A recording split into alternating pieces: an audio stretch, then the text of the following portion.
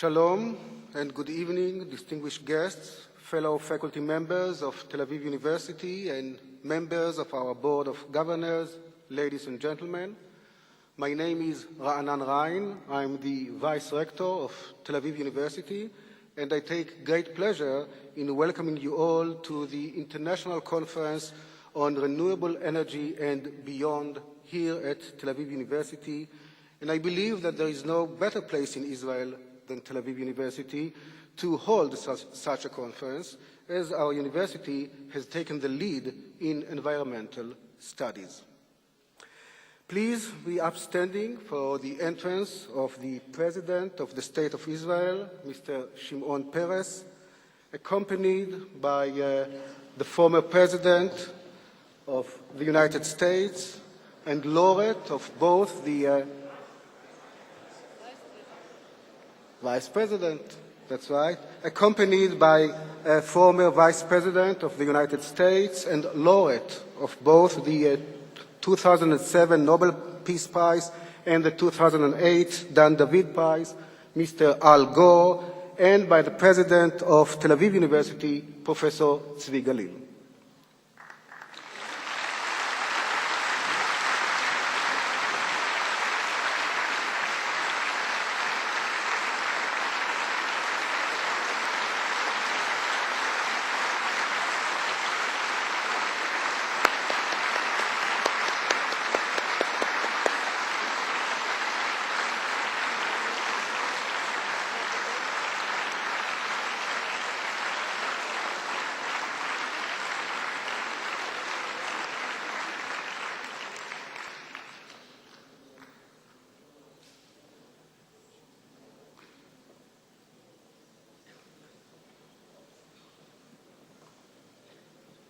Please be seated.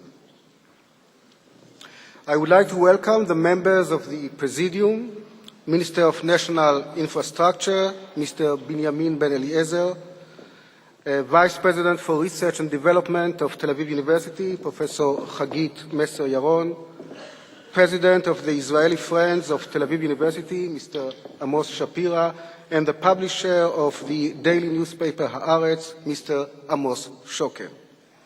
I invite the President of Tel Aviv University, Professor Tzvi Galil, to address us.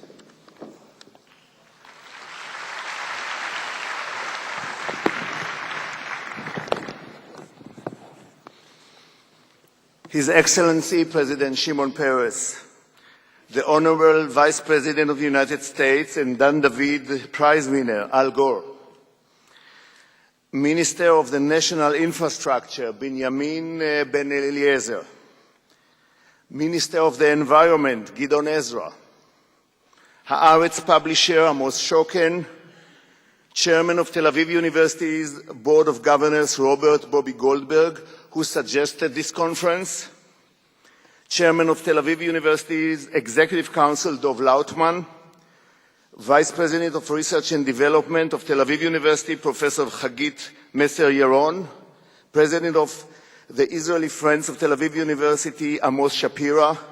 Ladies and gentlemen, welcome to the conference on renewable energy and beyond.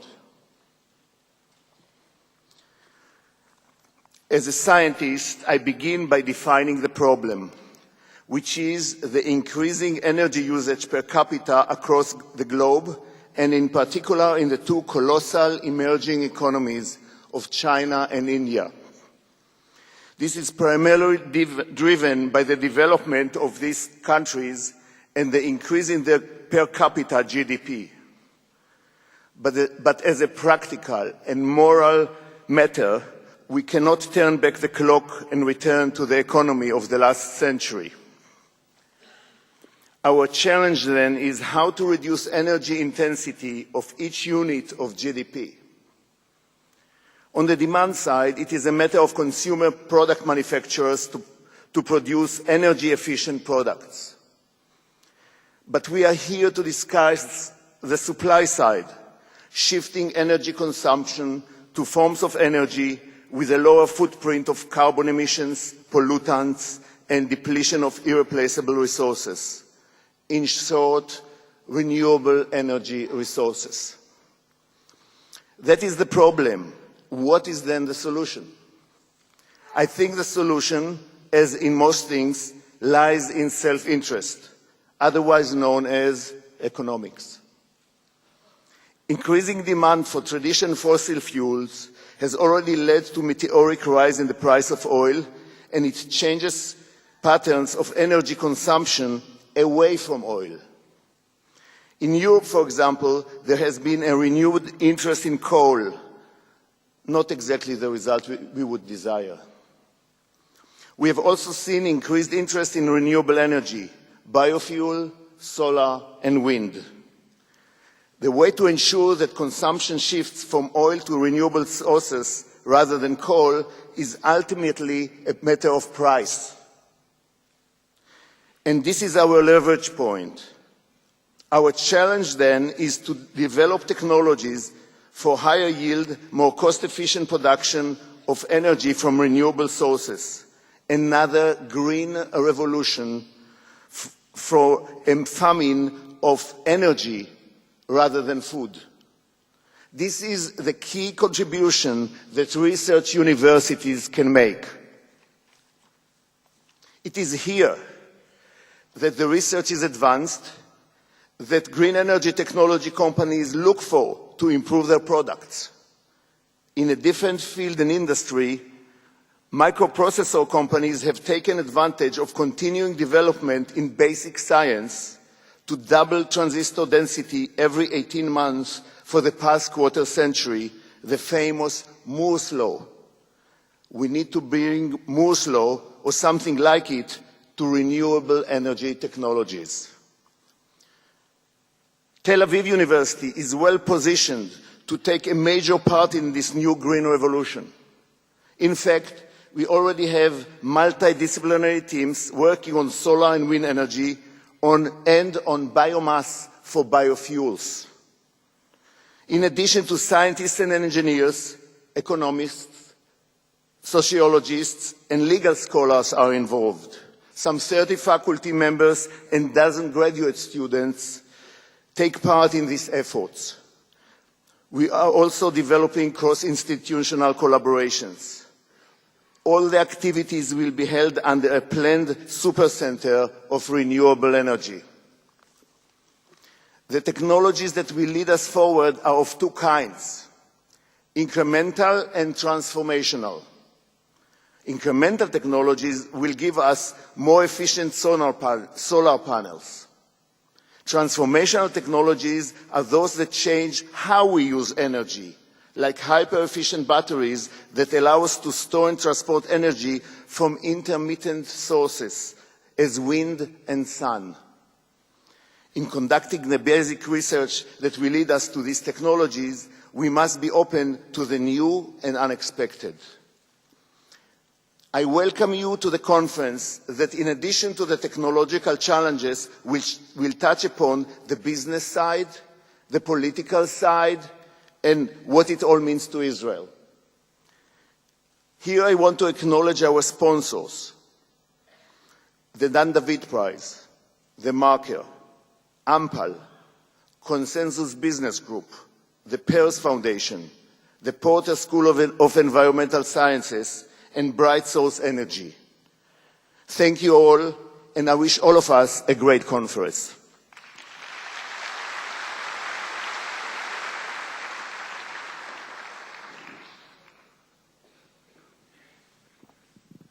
Thank you, Tzvika. I now have the honor of inviting the President of the State of Israel, Mr. Shimon Peres.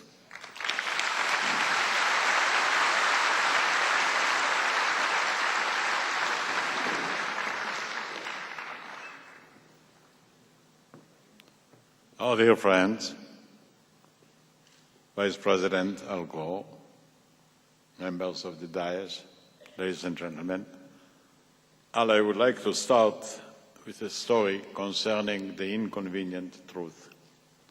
I read it by the private physician of Mao Zedong. At a certain age, 75, Mao Zedong discovered a cataract on his eye.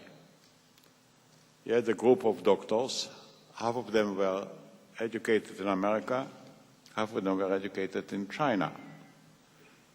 And the debate broke out which way to operate the German, the Chinese way, the American way. China being China, it took 150 persons, all of them the age of Mao Zedong, all of them having cataracts on their eyes.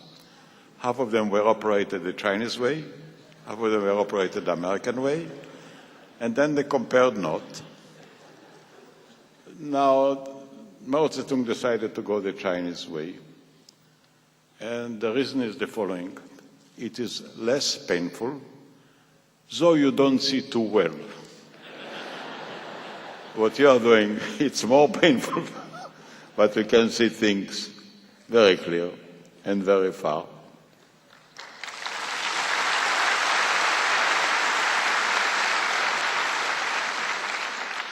Thank you for taking the pains and look at the eyes of the reality and return actually to the time of paradise where humankind has had to make the first choice in life in a very simple term between evil and right. This is the basic decisions facing all of us.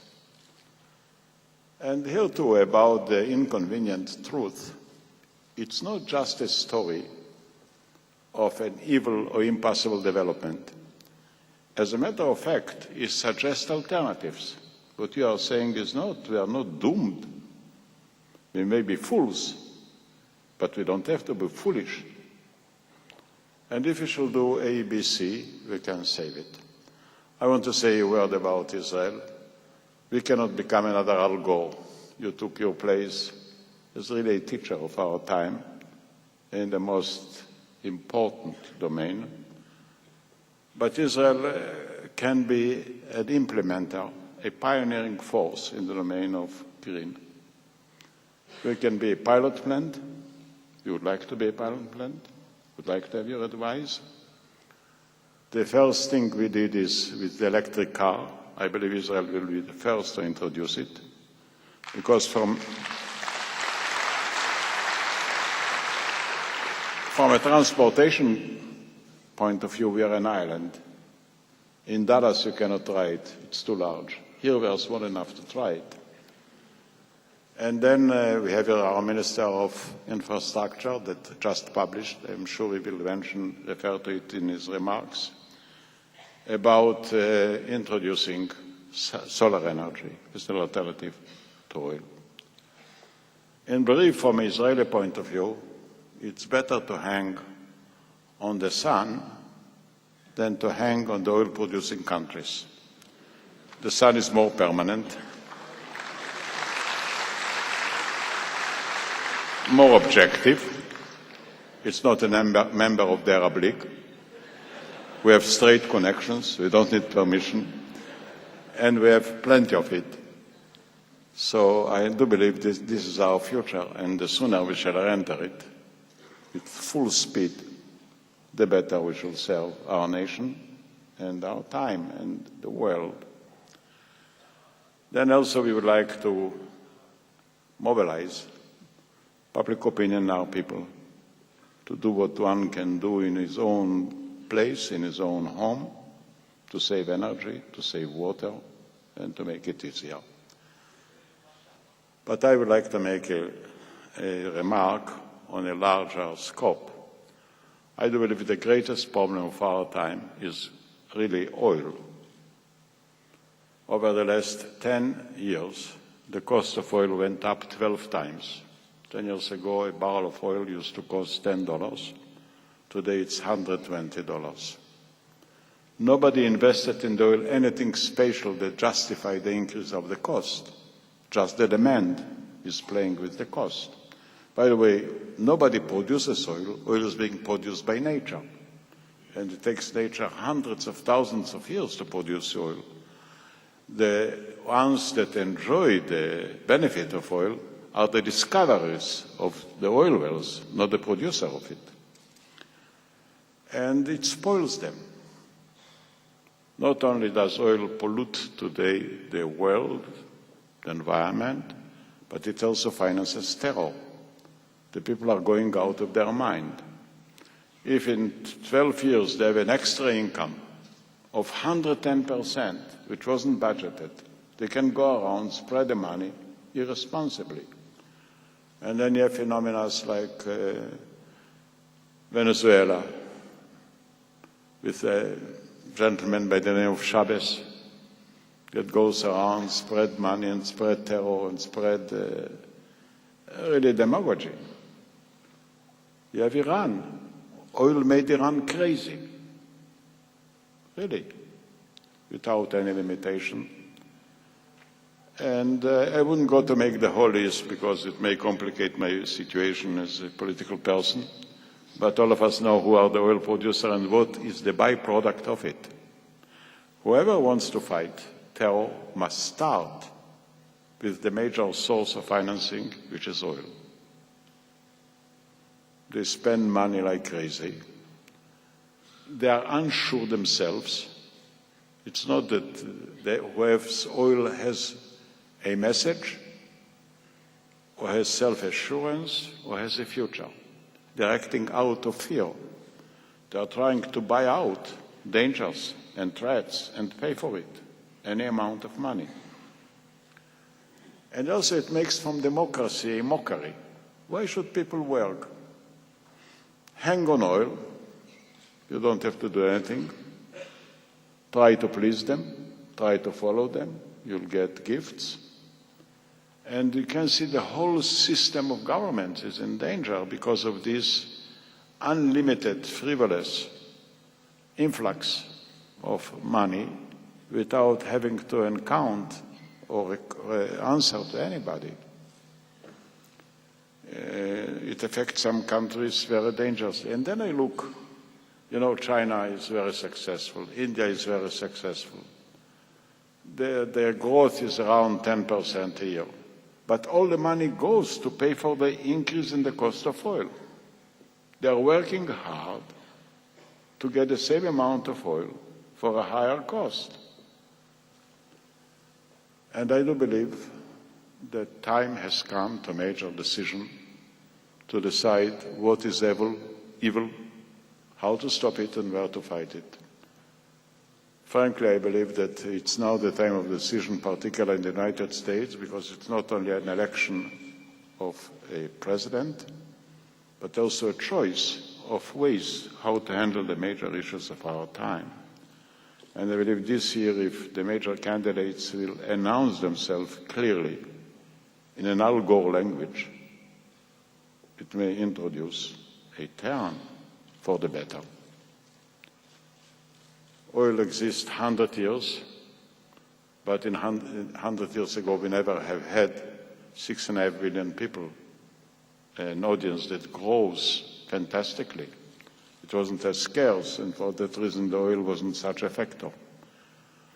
Today, when we have to live on the same size of the globe, highly crowded, and people are moving not only from a land to a land, but also from a level to a level, and the demands and expectations are growing higher and higher. We need a world responsibility, all of us. In our small country, we shall try to do what we can as a small nation. We are totally on the same orientation like you. We see things as clearly and full-heartedly as you do. And for that reason, you are not only our guest, but we are your partner. Thank you.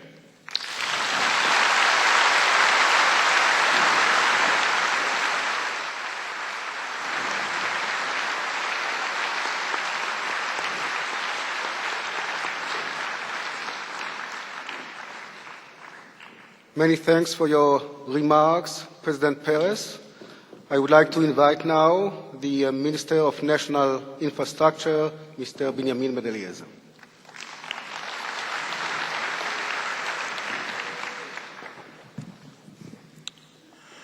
President of the State of Israel and Nobel Peace Prize winner Mr. Shimon Peres, former U.S. Vice President and Nobel Peace Prize winner Mr. Al Gore, President of Tel Aviv University, Professor Tzvi Galili, my colleague, the Minister of Environment, Gideon Ezra, publisher of Haaretz, Mr. Amos Shoken, Vice President for Research and Development, Professor Hagit Mesri Yaron, President of the Israeli Friends, Mr. Amos Shapira, ladies and gentlemen, distinguished guests. I am very pleased to see you all here in this inspiring event that puts us, this important issue, in the center of our thoughts. Mr. Gore convinced us all that we all live in a disturbing truth. We must change the way we treat energy if we want to preserve our planet and our civilization. Mr. Gore definitely inspired the whole world and Israel in particular. Unfortunately, in the year 2030, 80% of the world energy consumption will still be based on fossil resources. We all need to start and think differently, and I am happy to say that we are starting to be on track. Renewable energy offers humanity a chance to exist longer and better by reducing carbon emissions, cleaning the air, and put our civilization on a more sustainable foot. More than that, it also enables countries worldwide to improve their energy security, and issue that we deal with on a daily basis. In my capacity as the Minister in charge of energy matters, I state here clearly that the State of Israel is committed to developing an efficient and sustainable energy generation system using more and more renewable energies. More than 65 countries have goals for their own renewable energy future. Israel is one of them. I committed myself to increase the rate of alternative and renewable energies to be used in Israel to levels almost the double what is being decided already, namely 15% to 20% till 2020. 3 tenders for the construction of 3 solar energy power plants in the Negev desert are already issued. In his speech in 1955 on the significance of the Negev, Israel's first Prime Minister, David Ben-Gurion, stated, "The people of Israel will be tasted in the Negev, since only a tight effort of pioneering nation constructing and building its state can overcome challenges like flourishing the desert and populating it. Here, in the Negev, the creative might of our people will stand its test, and this will be a crucial test." Israeli Honorable Ninth President, Mr. Shimon Peres, sitting here beside me, had stated in his swearing-in ceremony in the Knesset last year that the Negev as one of our future national priority regions. President Peres stated, "The Negev has awakened and it shall not be asleep again. We will fight the wilderness as we had fought the hatred from outside. In the Negev, we'll use the solar energy to create clean energy to Israel. I have a vision. In the next 2 decades, Israel will become almost fully energy independent. I intend to adopt a new plan aiming at initiating each year for the next 20 years the construction of a new solar station. This is, my friends, will be our first step toward Israel becoming much more energy independence. We intend to install our 300 megawatt of wind power station by 2011. So we will reach half of the government's goal mentioned above by that time. But even all that, my friends, is not enough to assure me. I intend to introduce a government resolution, I hope within a few weeks, to announce all the Negev Desert and southern Israel as a national preference region for renewables. Only then we will attain the desired rate in renewables and alternatives. Israel is committed to becoming a center of excellence in the field of sustainable energy. If we succeeded in high-tech and in information technology, there is no reason we would not do the same in renewable and alternative energies. By this, the State of Israel will participate in meeting the global challenge of creating a sustainable world. In a decade, one who will overfly the Negev will witness a mosaic of solar stations supplying up to 35% of the electricity generated in Israel. As my closing remarks, I thank you once again for having allowed me to address this very important forum and to share my thoughts with you. Thank you very much.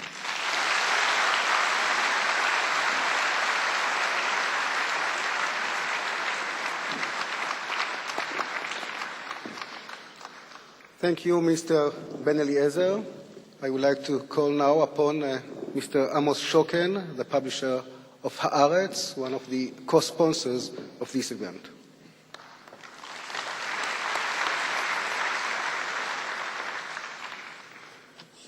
Thank you very much. President of the State of Israel, Mr. Shimon Peres, former Vice President of the United States, Mr. Al Gore, Minister of National Infrastructure, Mr. Binyamin Ben Eliezer, Minister of the Environment, President of Tel Aviv University, Professor Tzvi Galil, dignitaries, ladies and gentlemen. Yesterday, Vice President Gore emphasized the critical importance of communicating and creating political momentum that will enable mankind to mobilize and act on the challenges of the environment. It is here that the media has an important role, not necessarily to intimidate of the dangers, but rather to inform of the ways countries, organizations, and even individuals can take useful action and assist in creating general agreement as much as possible on the actions that should be taken. For me, as publisher of Haaretz and The Marker, it is a privilege to co-host this conference. We have been writing on environmental issues, I think, more than any other newspaper in Israel, and we will, of course, continue to do so. It is here that we see an important part of our role and public service. It is not entirely by chance that our logo of about 8 years is green. While Israel is but a small fish in a big pond of the world, it does get more than its proportional share of worldwide attention. What we do here is important for our lives, but may also have wider importance, and this conference is certainly part of this effort, to which I wish success. Thank you very much.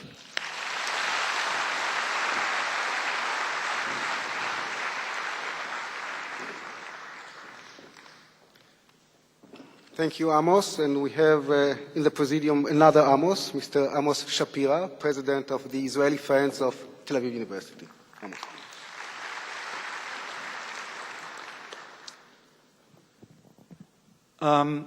Don't worry, I'm not going to talk about as a scientist nor as a politician.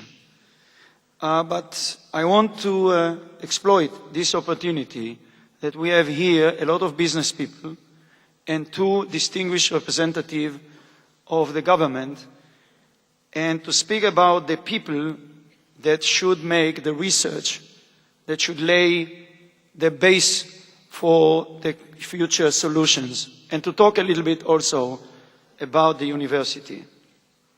So, tonight's honorees, current members of the Friends of Tel Aviv University, and those of you who will be members shortly. Distinguished guests, good evening. Dreams We all dream, from the time we first enter this world until we depart. And what do we dream about? Some dream of a slice of bread and warm cup of soup, and some dream of a good steak and fine wine. For some, the best of the dreams would be that the autistic child would just say the words, "Mommy" and "Daddy," while others may dream that their child become a scientist or even as an executive in a telecommunication company, God forbid. One person dreams of saving his second child after the first was washed away by a cyclone, while another dreams of reducing air pollution that might cause his elderly father to cough. We all dream, but what differentiates us from each other is what we do to realize our dreams. With us tonight are two of our generation's great visionaries, dreamers, men who know not only how to dream, but also how to realize their dreams. Shimon Peres, Israel's president, and Al Gore, the former vice president of the United States. Both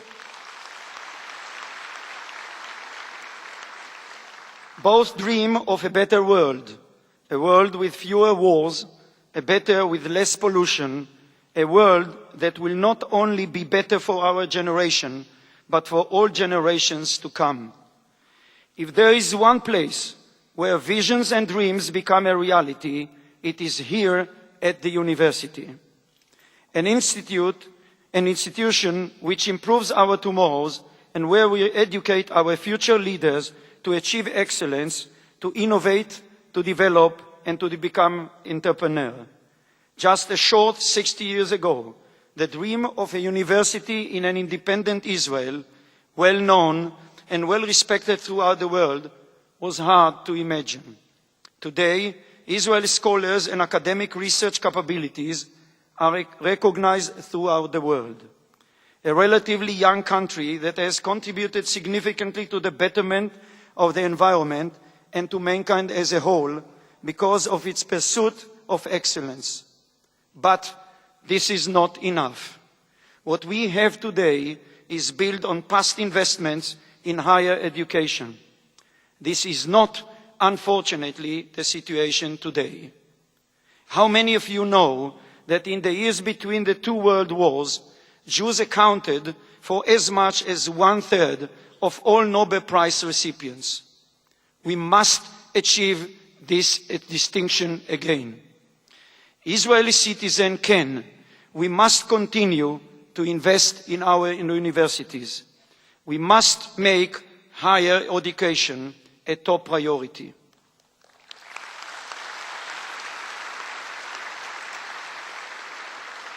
Yes, it is a dream, a vision, a mission, not an illusion. Not like we say in Yiddish, instead of chalomot, chaloimes. But if a dream is just a statement, a declaration, or a poster on the wall, it indeed turns out to be just an illusion, a chaloimes. Here at Tel Aviv University, we have every confidence that we have the seeds to achieve our goal. It is well within our reach to realize this dream. Those of you who are here with us tonight are leaders in all areas of human endeavor: business, health, culture, public life, and more. You are leaders not only because of your ability to dream, but also because of your ability to differentiate between dreams and illusions, to differentiate between chalomot and chaloimes, and to turn dreams into reality, into tachlis. As I said, at Tel Aviv University, we have the seeds. Strong examples are Porter School of Environment Studies and Alfred Akirov Institute of Business and the Environment. All these and other schools at our university, we have the scientific seeds and the values to contribute to Israel and perhaps even to the rest of the world. But to do this, we need your help, your ideas, your input and your support. As Professor Galil stated, Tel Aviv University intends to become one of the top 50 universities in the world. For us in Israel, pursuing excellence is not just about improving the environment and increasing prosperity. It is an imperative to our very existence in this small, crazy corner of the world. And when do we start? What is our first challenge? I believe we start with a very real problem of the brain drain of Israel. Did you know that more than 1/3 of our best young scientists in crucial areas of study are currently working at universities in the United States? Many across all fields want to come home. They are, after all, Zionists. They love Israel. And we must bring them home. As Bobby Goldberg, our chairman of the Board of Governors, recently said, the early Zionists wanted to build the country's roads, railways, irrigation systems. Today, Zionists want to build a knowledge base, scientific breakthroughs, new technologies, great ideas. The time is now. We need our best and our brightest here in Israel. We all dream.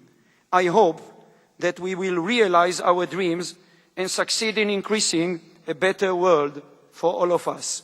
Thank you very much and good.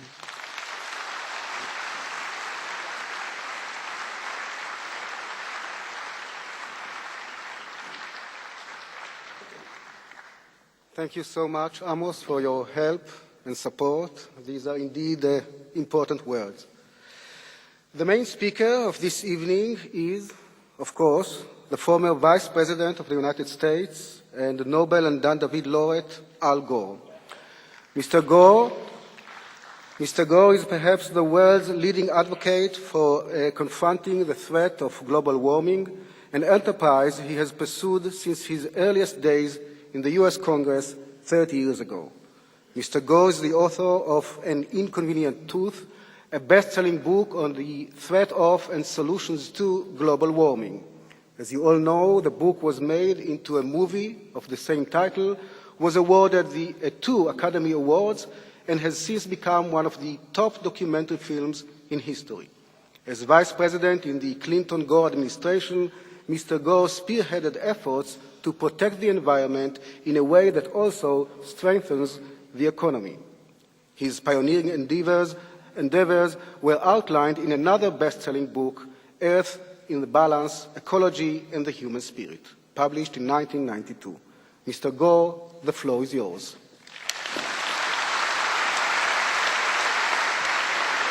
Thank you so much. Thank you.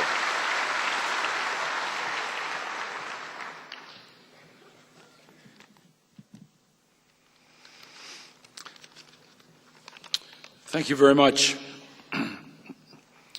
To President Shimon Peres, I leaned over to him and I said, we've already heard from the principal speaker, but I'm honored to be on the same dais and podium with Shimon Peres. We have been friends for many years, and I am one of your biggest fans and supporters.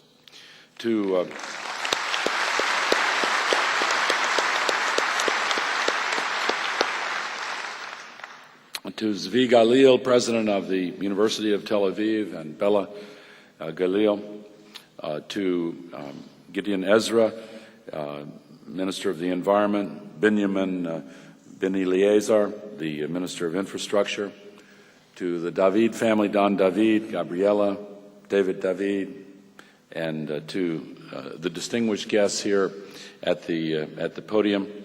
Thank you so much for the honor that I have to speak on the subject of renewable energy at this important forum.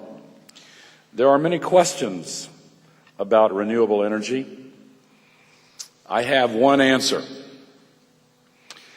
In the United States of America, many years ago, one of the greatest entertainers in the history of television, Johnny Carson, used to impersonate Karnak the Magnificent, and he would come up with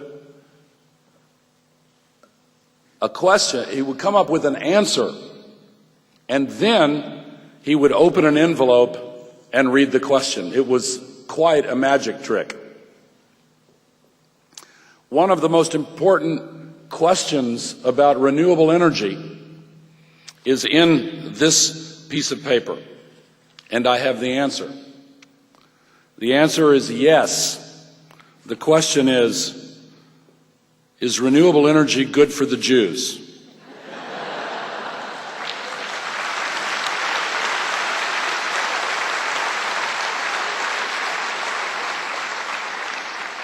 It is also, by the way, good for the Arabs and Americans and Asians, Muslims, Hindus, Christians, Europeans.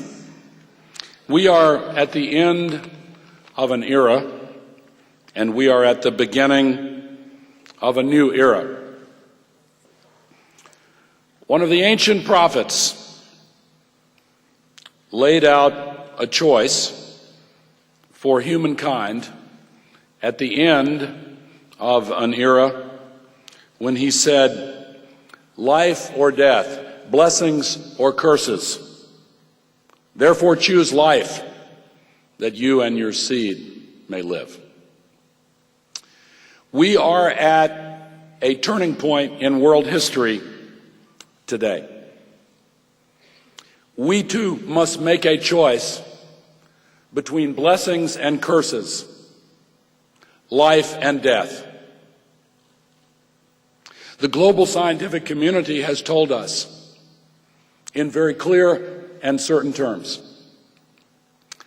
that if we continue relying on carbon-based fossil fuels as the principal source of energy for our future, and if we continue burning the forests of the earth and warming the planet, it will result in curses that will threaten the lives of our children and future generations. But we have another choice. We have blessings available to us in the form of renewable energy. The sun, the wind, the geothermal energy of the earth itself. And while in times past it has sometimes seemed to be an improbable source of practical energy, so much work has been done by scientists and engineers in the last few decades that it is now a very practical source of energy. Why is it that we have taken so long as a species, as a civilization, to see clearly the nature of this choice? I once had a teacher who said that there is really only one choice in life, and we make it over and over again. We must choose the hard right over the easy wrong. The easy wrong is to continue doing things as we have done them in the past, even though the evidence clearly shows that path along that path lies destruction, death, curses. It seems harder to take this new path that is in some ways unfamiliar, but the result will be good for human beings. One reason we have had difficulty seeing the nature of this choice is that CO2, the principal pollutant, though far from the only one associated with burning fossil fuels, is invisible. CO2 is tasteless and odorless. It doesn't register in our senses. And perhaps more importantly still, it does not come with a price tag. So it is invisible to our markets, to our economy, to those making important choices in business every single day. There is an old saying, out of sight, out of mind. The great psychologist of value, Abraham Maslow, who is perhaps best known to those of you who studied psychology for his hierarchy of values, is better known to the rest of us for a little aphorism that he once stated: if the only tool you have is a hammer, every problem begins to look like a nail. If the only tool we use to make choices about what is important and what is not, what is valuable and what is not, is a price tag, then those things that come without price tags can soon begin to look as if they have no value. CO2 has no price tag. We don't see it in our economic choices. As a direct result, today, May 20th, 2008, we, the people of planet Earth, will dump another 70 million tons of CO2 into the thin shell of atmosphere surrounding our planet as if it is an open sewer. 160 years ago, a British scientist discovered that CO2 intercepts infrared. That's a law of physics. It cannot be changed. When we vastly increase the amount of, pardon my voice, but I hope you can hear me clearly. I am speaking to you from my heart. I want you to hear this message. Thank you.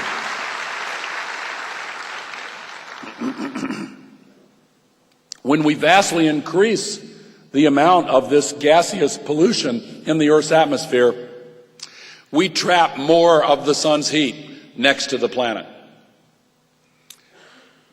We have now increased it dramatically, and the planet has a fever. If your child has a fever,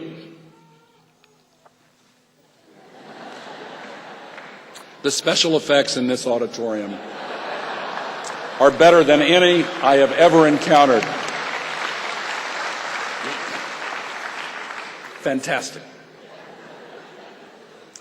If you have a child, if you have a baby who has a fever, and if the fever persists more than one day, you go to the doctor. If the doctor conducts tests and comes to the conclusion that this fever is not just a passing phenomenon, but is, as doctors are trained to discover, evidence of something more basic that needs to be addressed, what is your reaction as a parent? You don't say, well, doctor, I read a science fiction novel that convinces me that you're probably wrong. Or I heard a commentator on the radio who tells me that we shouldn't worry about fevers. You might ask for a second opinion. We, the people of planet Earth, have asked the scientific community for their diagnosis of this fever, and they've told us what's wrong. We're burning carbon-based fuels in unhealthy quantities. We're not trapping the pollution. We're dumping it into the atmosphere. We asked for a second opinion. We asked for a third opinion. We asked for a fourth opinion. Last January, we asked for and received a fifth opinion. 3,000 scientists from 130 countries studying this for 20 years, 5 times have told the world community unanimously, this must be stopped.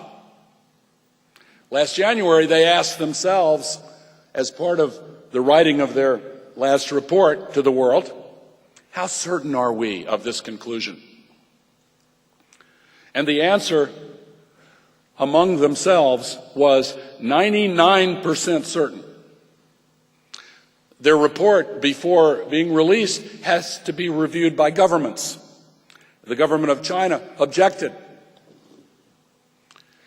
But the government of China was reasonable and engaged in discussions on a compromise. And the compromise language was, in the final report from the scientists, we are more than 90% certain. Not as strong as saying we are 99% certain. But again, if your doctor told you this treatment for your child must be given, and I'm 90%, more than 90% certain of what I'm telling you, you would take the advice. But in this case, the advice involves what seems to be a choice for the hard right. It's inconvenient. It's an inconvenient truth, if you will. It requires us to change, and change is always difficult. Many people in their personal lives, as individuals, and in their families, and in their communities, confront choices that are clear but difficult, and so are ignored for a long time, sometimes too long. We are now in danger of waiting too long. Blessings or curses, life or death. The time for choice is here. The scientists tell us, one of the former winners of the Don David Prize, Jim Hansen, one of the finest scientists, I know the Thompsons and Dr. Eglinton and others would agree, one of the finest of the Earth scientists, has now said that we could have as little as 10 years within which to begin making dramatic changes, lest we lose the chance to retrieve the favorable climate balance on which civilization depends.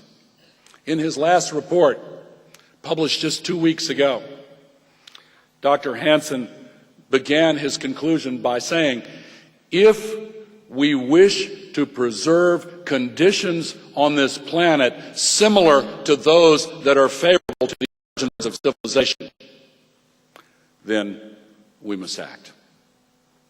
Think about those words. If we wish to preserve conditions on this planet similar to those that were favorable to the emergence of civilization, that is the choice that we must make. Luckily,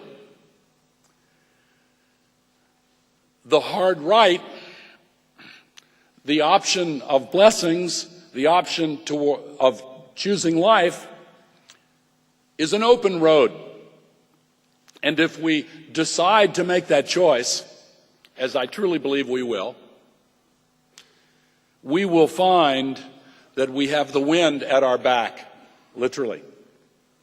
We will find that we have the opportunity to shift in a massive one-time transformation from a fuel source that is dirty, that comes from a dangerous area of the world, that is expensive, and whose cost is rising year by year, and instead choose a source of fuel that is free forever. It seems like the hard right. The easy wrong would turn out to be much harder. We're already seeing the hidden prices that are extracted by continuing on that course.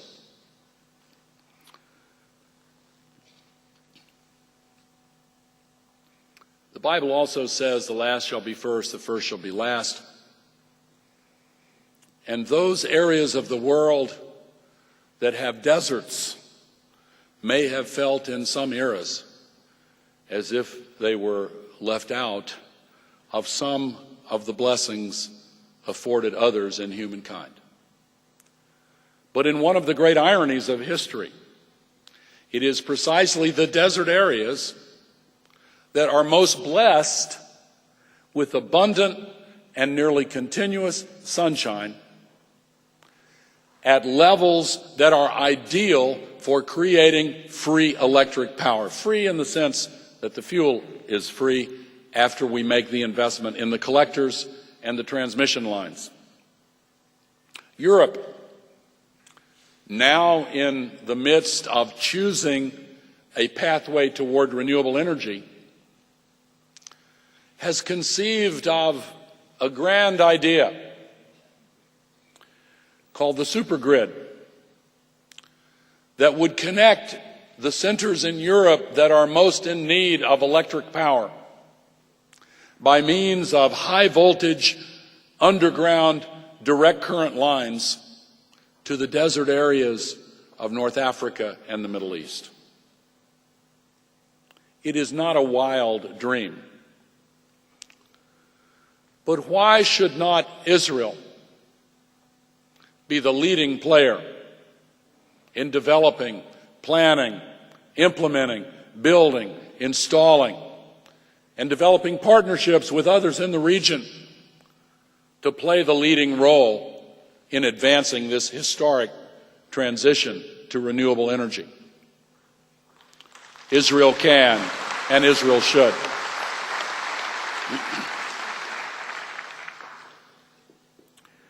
One of the subjects upon which I have found that virtually all peoples in this region agree on is the need for preserving God's earth.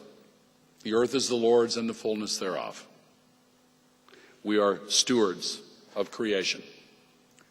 And whatever our religious and faith tradition, we are taught that there is a moral duty of not diminishing the prospects of future generations or heaping contempt on God's creation.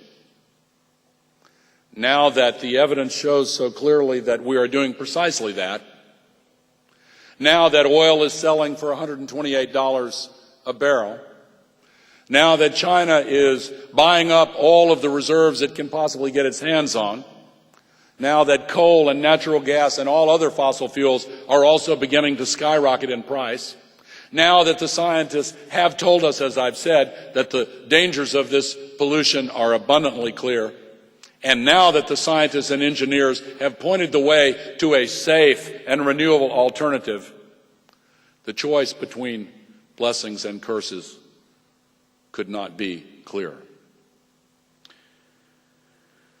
The people of Israel stand in my moral imagination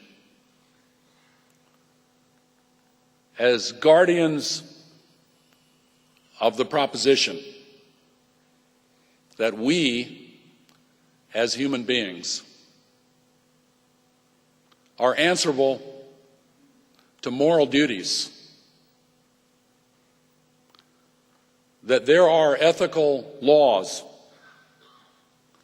that should guide our decisions and choices. At this moment in history, when, for the first time, all of the people of this earth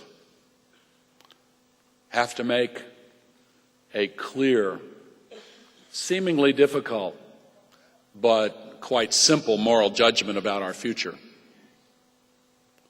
the people of Israel can lead the way to renewable energy. Thank you very much.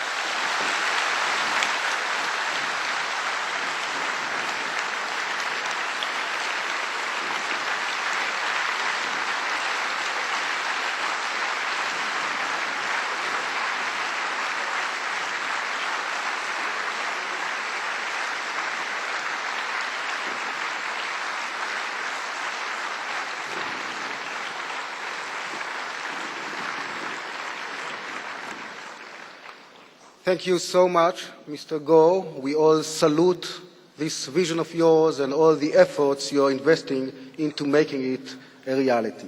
Thank you. Ladies and gentlemen, please rise for Hatikva, Israel's national anthem.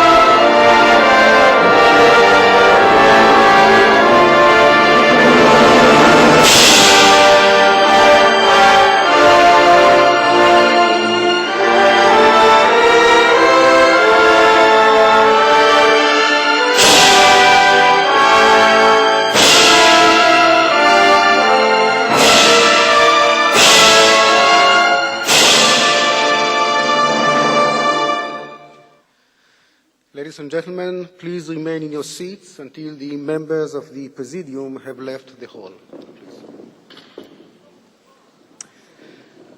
This concludes the opening session of our International Conference on Renewable Energy and Beyond. We do hope to see you all tomorrow morning at the various sessions and discussions which will start at 9:30 here at the Miriam and Adolfo Smolash Auditorium. Thank you all. Toda Rabba.